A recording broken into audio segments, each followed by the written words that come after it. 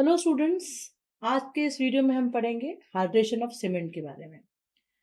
तो what is hydration of cement? ये वो केमिकल रिएक्शन है जो सीमेंट और वाटर के बीच में टेक प्लेस करती है जब हम सीमेंट में वाटर मिलाते हैं। ये जो रिएक्शन होती है ये हाईली एक्सोथर्मिक होती है और इसमें बहुत सारा हीट रिलीज होता है और इस हीट को हम कहते हैं हीट ऑफ हाइड्रेशन। इसीलिए आपने देखा होगा जब सीमेंट के साथ काम करते हैं तो ये हीट ऑफ हाइड्रेशन, अगर आपने नेकेड हैंड से काम किया तो हैंड्स में क्रैक्स पैदा कर देता है। तो जो लेबर्स होते हैं वो काम करते समय ग्लव्स पहन के काम करते हैं जब भी सीमेंट या कंक्रीट का काम कर रहे हैं। तो अगर मान लीजिए 1 ग्राम सीमेंट लें हम, तो उसमें देखेंगे कि 89 से 90 कैलोरीज ऑफ हीट इवॉल्व होती है 7 डेज में, और वही हीट 90 से 100 कैलोरीज पर ग्राम हो जाती है 28 डेज में। और ये हाइड्रेशन का प्रोसेस इंस्टेंटेनियस नहीं होता है। ये जैसे ही हम वाटर ऐड करते हैं तब से शुरू जरूर होता है, लेकिन it it is a long process. और जब तक होता रहता है जब तक सीमेंट पार्टिकल का पूरा रिएक्शन वाटर के साथ ना हो जाए। तो जैसे कि हमने देखा है कि 4 तरह के बोक्स कंपाउंड होते हैं, C3A, C4AF, C3S, C2S। तो ये सारे कंपाउंड जो है जब रिएक्ट करते हैं वाटर से, केमिकल रिएक्शन होती है तो वो नए तरह के कंपाउंड्स बनाते हैं। और ये जो नए कंपाउंड्स होते हैं वही सीमेंट की सेटिंग और हार्डनिंग के लिए रिस्पॉन्सिबल होते हैं।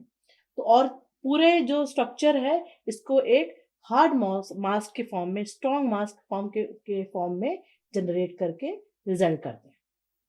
तो जो भी फिजिकल प्रॉपर्टी है सीमेंट की वो डिपेंड करेगा कि हाइड्रेशन कितना हुआ है सीमेंट का। अगर कंप्लीट हाइड्रेशन हुआ है तो अच्छा माइक्रोस्ट्रक्चर बनेगा। अच्छा माइक्रोस्ट्रक्चर बना है, हाइड्रेटेड सीमेंट है, तो उसकी स्ट्रेंथ और उसकी हार्डनेस उतनी ही अच्छी होगी। तो जैसे ही हम देखें कि सीमेंट पार्टिकल्स रहते हैं, वो सीमेंट पार्टिकल जैसे ही वाटर के कांटेक्ट में आते हैं तो जो ये नए प्रोडक्शन होता है, नए प्रोडक्ट्स का, हाइड्रेटेड प्रोडक्ट्स का जो प्रोडक्ट्स निकलते हैं वो जो है सीमेंट की पेरिफेरी पर जमा होना शुरू हो जाते हैं। जो सीमेंट एज अ न्यूक्लियस की तरह होता है और उसके आसपास पूरा वो जमा हो जाता है। ये रिएक्शन बढ़ती रहती है, लेकिन इसका रेट ऑफ प्रोग्रेशन स्लो होता है। 2 से 5 घंटे तक ये होता रहता है। फिर उसके बाद इसमें एकदम ये इस पीरियड को हम कहते हैं इंडक्शन पीरियड या डॉर्मेंट पीरियड। इस पीरियड के बाद क्या होता है कि क्योंकि सीमेंट के न्यू सीमेंट के ऊपर पूरा जेल फॉर्मेशन हो गया है या इसका हाइड्रेटेड प्रोडक्ट्स फॉर्म होके आ गए हैं वहां पर, तो वो है फर्दर वाटर को एंट्री नहीं देते हैं अंदर, ताकि जो अनहाइड्रेटेड पार्ट है सीमेंट का उससे रिएक्ट कर ले। इसलिए यहाँ पर रेट ऑफ हाइड्रेशन जो है टेम्परली थोड़ा सा स्लो होता है विथ टाइम। अब जब ये प्रोसेस चल रहा है तो क्या होता है इस केस में कि सीमेंट का पेस्ट जो है वो पूरा जो है एक जेल का शेप ले लेता है, वहां पे जेल प्रोड्यूस होता है। और वो पूरा जो स्पेस है उसमें अनरिएक्टेड सीमेंट, कैल्शियम हाइड्रोक्साइड और वो जेल जो है पूरा, और कुछ अदर माइनर कंपाउंड जो है वहां पर प्रेजेंट रहते हैं। तो जो जो भी रिजल्टिंग कंपाउंड्स हैं, ये सीमेंट के बीच के जितना भी गैप है सीमेंट और एग्रीगेट के बीच में, एग्रीगेट और एग्रीगेट के बीच में, फाइन एग्रीगेट के बीच में, उन स्पेसेस को ये भरते रहते हैं और एक स्टिफ मास का प्रोडक्शन करते हैं, जिसका रिजल्ट जो सब्सिक्वेंट टाइम में उसकी स्ट्रेंथ डेवलप होती है।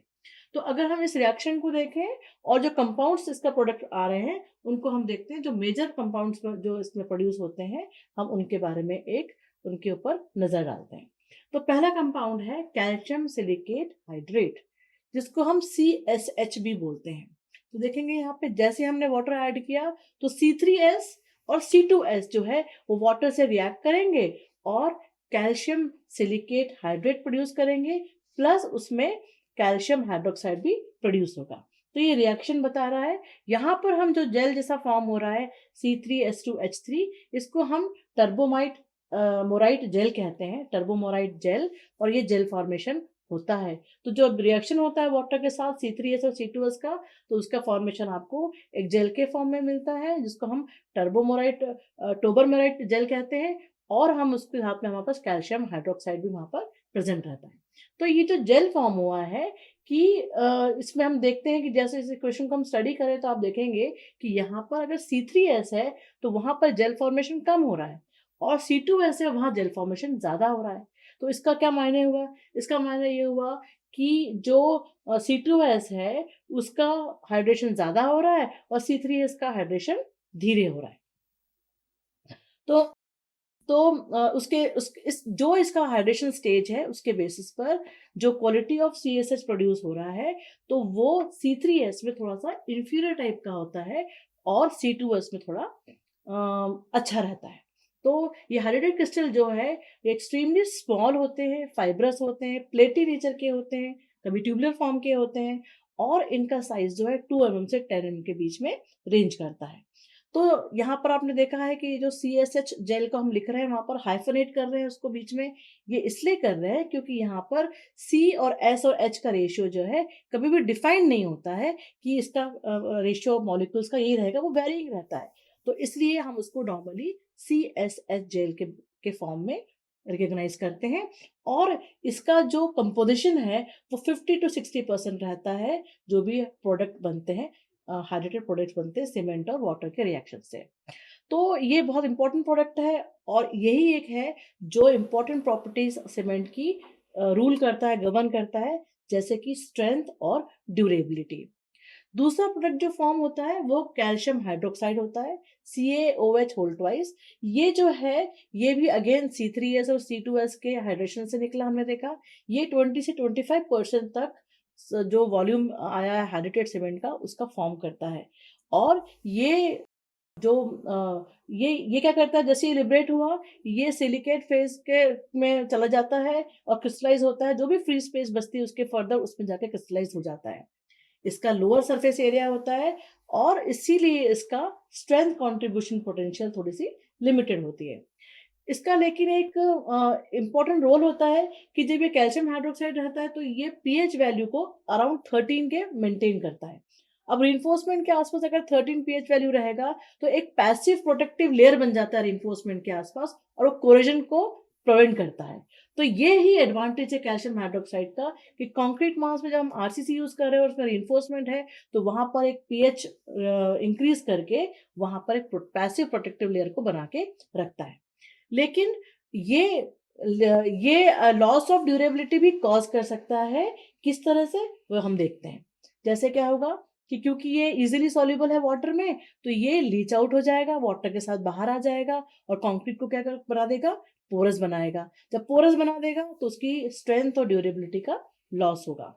ऐसे ही जब कैल्शियम रिएक्ट करेगा सल्फेट से, चाहे वो वाटर में प्रेजेंट हो जो वाटर कांटेक्ट में आ रहा है कंक्रीट के या सॉइल से आ रहा है, तो वो सल्फेट से रिएक्ट करके बना देगा कैल्शियम सल्फेट और ये इंटर्न C3A से कैल्शियम सल्फेट और C3A रिएक्ट करेगा और एक हायर वॉल्यूम का प्रोडक्ट बनाएगा जो कि जिसका वॉल्यूम प्रेजेंट कंपाउंड के कंपैरिजन में ज्यादा होगा। जब वॉल्यूम बढ़ेगा तो क्रैक्स जनरेट होंगे और वो कंक्रीट के डिटोरिएशन को कॉज करेगा।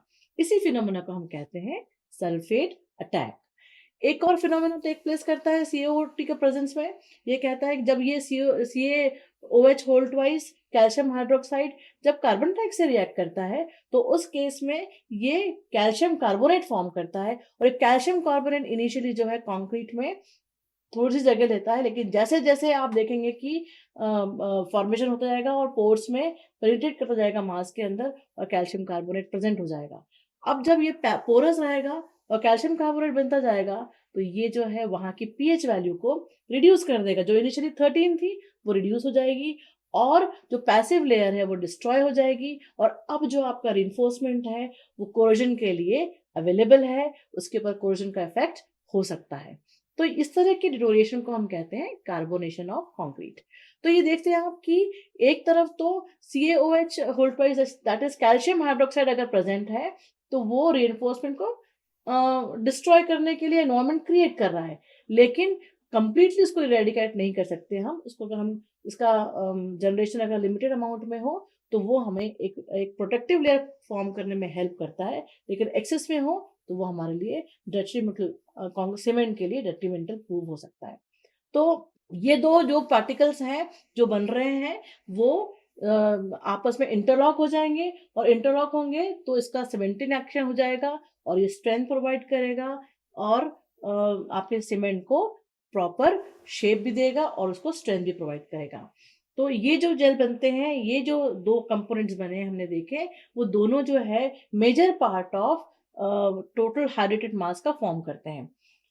अब इसके बाद ये देखा गया है, जैसे हमने देखा कि C3S जो है लेस कैल्शियम से लिक्विड हाइड्रेट प्रोड्यूस कर रहा है, और C2S जो है वो ज़्यादा प्रोड्यूस कर रहा है। तो ऐसे करने से हमने देखा कि कैल्शियम हाइड्रॉक्साइड का फॉर्मेशन हो जाता है और वो लीच आउट हो जाता है। तो ऐसी जहाँ पर हमें हाइड्रोलिक स्ट्रक्चर्स बनाना है, वहाँ पर हमें स्मॉल परसेंटेज ऑफ C3S रखना चाहिए और मोर परसेंटेज ऑफ C2S करना चाहिए, ताकि वो हाइड्रोलिक स्ट्रक्चर में थोड़ा-सा पोरस कंक्रीट को बना सके और वाटर के प्रेशर को थोड़ा-सा रिड्यूस कर सके। तो यहाँ पर हमें ये भी देखना है कि सेटिंग और हार्डनिंग, मतलब सेटिंग क्या हुआ? Change of cement from plastic to stiff solid place, और हार्डनिंग क्या होता है? Gain of strength with hydration, जो केमिकल रिएक्शन है उससे। ये इंपॉर्टेंट है, और कंक्रीट या सीमेंट के ड्राइंग आउट वाली फेज या प्रोसेस के में वो इन्वॉल्व करता है। तो सेटिंग एंड हार्डनिंग तभी रुक जाएगा जैसे ही कंक्रीट ड्राई हो जाए और उसमें वाटर का अमाउंट नहीं रहेगा। तो अब जो इसी तरह से क्रम में आगे बढ़ेंगे, तो जो नेक्स्ट हमारे पास कंपाउंड है, वो है कैल्शियम एल्यूमिनेट हाइड्रेट। ना कैल्शियम एल्यूमिनेट हाइड्रेट कैसे फॉर्म होता है? जब C3A और C4AF जब ये रिएक्ट करते हैं वाटर से, तो कैल्शियम एल्यूमिनेट हाइड्रेट को प्रोड्यूस करते हैं। ये रिलेटिवली बहुत स्टेबल कंपाउंड्स होते हैं, और ये इनका फॉर्मेशन जो होता है, ये C3AH6 के फॉर्म में या C3FH6 के फॉर्म में होता है। अब यहाँ पर हम देखेंगे कि ये जो कंपोनेंट है, ये जो कंपाउंड्स रिएक्ट होके निकल रहे हैं बाहर, ये रिस्पॉन्सिबल होते हैं फ्लैश सेटिंग के लिए, कि तुरंत आपने मिलाया और तुरंत-तुरंत वो हार्ड होना शुरू हो गया। सेटिंग होना उनकी शुरू हो गई। तो ये अगर ये ऐसा प्रोसेस रहा, तो इनके प्रेज़ेंस से आप देखोगे कि फर्दर ट्राइकैल्शियम सिलिकेट और डाइकैल्शियम सिलिकेट का फर्दर रिएक्शन वाटर से रुक जाएगा, क्योंकि वो एकदम सेट हो जाएँगे तो वाटर की एंट्री को रोक देंगे। तो हम यहाँ पर ये देखते हैं कि ये ज़्यादा हार्मफुल है कंक्रीट में, अगर वहाँ कंक्रीट जो है सल्फेट अटैक के प्रोन है। तो वहाँ पे क्या होगा? जब सल्फेट अटैक होने के चांसेस होंगे और वहाँ पर अनरिएक्टेड C3S, C2S रहेगा, तो सल्फेट अटैक को कॉज़ करेगा। तो इसलिए हमें यहाँ पर ये ध्यान रखना है कि इनकी क्वांटिटी कम रहे। देन और आपने उसमें भी देखा है कि जब इनका फॉर्मेशन होता है, तो इनका परसेंटेज जो है वो कंपाउंड में कम रहता है। नेक्स्ट कंपोनेंट जो फॉर्म होता है, वो कहते हैं एटरिंजाइट। ये जो है, जब C3A और C4AF जब ये हाइड्रेट होते हैं और फ्लैश सेटिंग होती है, तो यहाँ पर हमने देखा है कि एकदम से हो रहा है, वॉल्यूम चेंज हो रहा है, तो यहाँ पर क्रैक्स जनरेट हो जाएँगे। लेकिन अगर इस फिनोमेना को अगर आपको रोकना है, तो उसमें आप जब सीमेंट बनाते हैं, तो उसमें थोड़ा जिप्सम ऐड कर देते हैं, ताकि ये सीमेंट ये जो जिप्सम है, जो कि मेनली कैल्शियम सल्फेट होता है, ये जो है ये जो C3A और C4 है, उनकी सॉल्युबिलिटी को डिक्रीज़ कर देता है और फ्लैश सेटिंग बिहेवियर को थोड़ा-सा कंट्रोल करता है। कैसे कंट्रोल करता है? कि देखिए, जैसे ही कैल्शियम सल्फेट और C3A और H2O का फॉर्मेशन हुआ, तो कैल्शियम सल्फेट सल्फो एल्यूमिनेट का फॉर्मेशन होता है, CaCSH12, ये एल्यूमिनेट का फॉर्मेशन होता है, और ये जब फॉर्मेशन होता है, तो ये इसको हम एट्रिंजाइट बोलते हैं, और ये कंपाउंड जो है फॉर्म हुआ है, तो इस ये क्या करेगा कि शुरू में तो कोई हार्मफुल इफेक्ट नहीं रहेंगे इसमें, और लेकिन ये लेटर ऑन क्या करेगा कि कंक्रीट के लिए नुकसान कब देगा? जब कंक्रीट हार्ड बन जाएगा और तब बनता है, तो ये नुकसान देता है। तो अदरवाइज़ इसका फॉर्मेशन होता है, और ये अगर पहले हो जाए तो ये हेल्प करता है, उसके फर्दर ऑन वाटर की अवेलेबिलिटी को बढ़ाता है, फ्लैश सेटिंग रोकता है, और अगर बाद में बनता है, तो उसको हम कहते हैं डिलेड एट्रिंजाइट फॉर्मेशन, और ये माइक्रो क्रेक्स को बनने में हेल्प करता है, डेवलप होने देता है। इसीलिए जो आपका कंक्रीट है वो पोरस बन जाएगा और लेस ड्यूरेबल रहेगा। तो हमें ये ध्यान रखना है कि ये एक मेजर कंपोनेंट जो फॉर्म हो रहे हैं, वो कंपोनेंट्स के रिएक्शन के बाद, वो हमने देखा यहाँ पे क्या हो रहा है, और उनका रिएक्शन जो हो रहा है और उसका इफ़ेक्ट कंक्रीट पे क्या हो रहा है, सीमेंट पे क्या हो रहा है, वो हमने इसमें स्टडी किया।